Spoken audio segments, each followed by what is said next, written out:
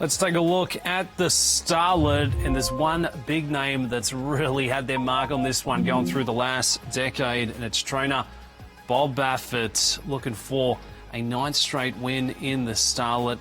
Has 3 of the 6 entrants for this year's field, so a really good chance of getting it done again. The Elite 8, yes, well, there it is. It's one of the last 8 editions there. It was Tenma, the terrific last season. Nothing like you before that. Fraser in 2022. So no surprises. We're talking about Bob out here on the West Coast, Joaquin. I mean, 8 in a row. It's very impressive. 8 in a row from 2017 to 2024 for the Hall of Famer. Hamika's going to be down on the inside.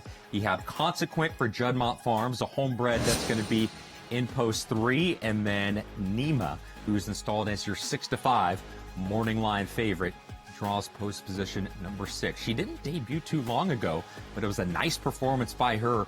6.5 furlongs, winning by a length and 3/4. She went straight to the front and took the field gate to wire. She did get a good challenge from Miss Watermelon at the top of the stretch, and the top 2 were just much the best, drawing clear from the rest of the field, 10 lengths back from the 3rd place finisher. As we take it back to this maiden special weight score down at the Seaside Oval of Del Mar, was on the front end, had plenty left in the tank and trying to finish him off at the 6.5 furlongs.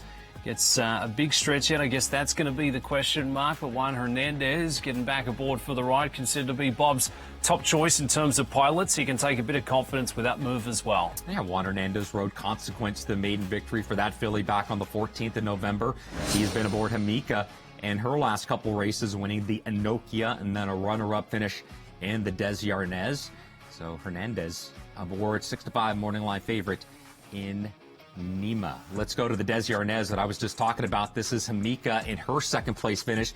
This is really a 2-horse race on paper between Rivera, who's going to beat her and strike the front here, and Hamika, who was down on the inside. The difference this day was that Rivera was able to get to the outside and Hamika was drawn down towards the inside, where that was flipped in the Enokia Stakes a couple starts ago. She's got a route of ground, or a race going around of ground one time. That was in the Oakleaf Stakes, where she set the pace and finished a distant 5th that day. She gets another opportunity in the Starlet. Fillies will be aboard Hamika, the inside runner. Let's take a look at Consequent, the 3, booked at 3-1 on the morning line. The 3rd entrant here for Bob Baffert. What we have seen, just one start into the campaign. Bit of a contrasting run style. Really had to come from off the pace. It looks to be well suited at the distance for this one. You don't see too many Bob Baffert horses win their debut, from off the pace. They win a lot of horses, whether it's the Fillies or the Colts, win first time out for the Hall of Famer. We know that, but this one did it from off the pace, as you mentioned. Still a little green here in the stretch. You see the horse starting to come back on her, just down to her inside. Maybe she even jumped the tire tracks just a little bit there in the final 100 yards or so. But she's the daughter of Into Mischief out of an Uncle Mo mare.